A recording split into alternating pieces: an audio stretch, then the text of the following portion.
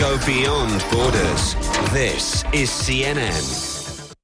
Now on CNN, remembering a reporter who gave his life telling others about the horrors of war. Stay tuned for Worldview.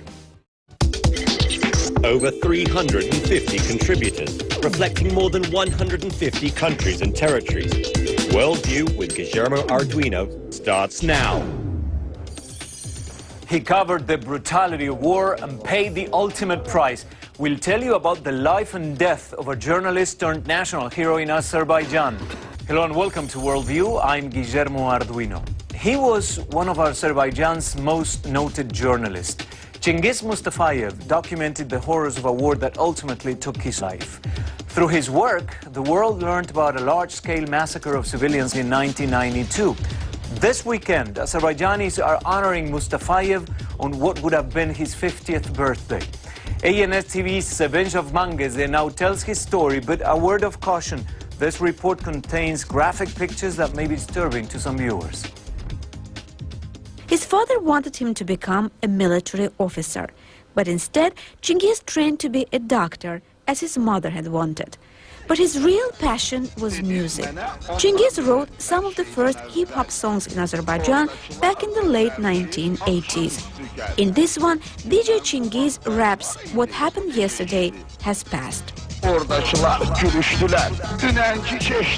When armed conflict with neighboring Armenia broke out over the Nagorno-Karabakh region, Chingiz became a reporter. It's the 16th, 1 o'clock. The only troops still standing for Lashin are the ones behind me. In March 1992, it was here, in Azerbaijan's parliament, that Chingiz's film exploded like a bombshell. His documentary footage proved that hundreds of civilians had been brutally murdered in the small Azerbaijani town of Khojaly. Chingiz was no stranger to death. He covered war extensively, but what he saw and documented in Khojaly was appalling.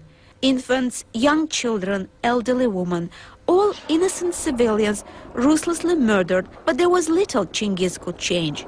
His job was to expose the truth. Sometimes he was sobbing uncontrollably while continuing to film.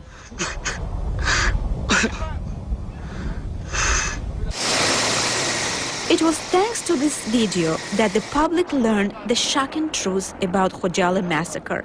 But as the war continued, Chingiz had no time to waste to be lauded as a hero. He was back at the war front, filming and reporting again. Fellow soldiers treated him as one of them.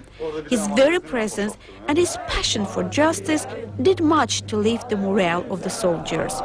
In his short journalism career, which only lasted 8 months, Chingiz Mustafayev managed to film 18 documentaries, leaving behind a unique video archive of the Azerbaijani-Armenian conflict over Nagorno-Karabakh, a first-hand eyewitness account of events which ultimately cost him his own life.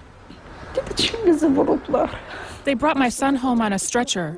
My tall, handsome, wide-shouldered boy was on a stretcher, covered with blood.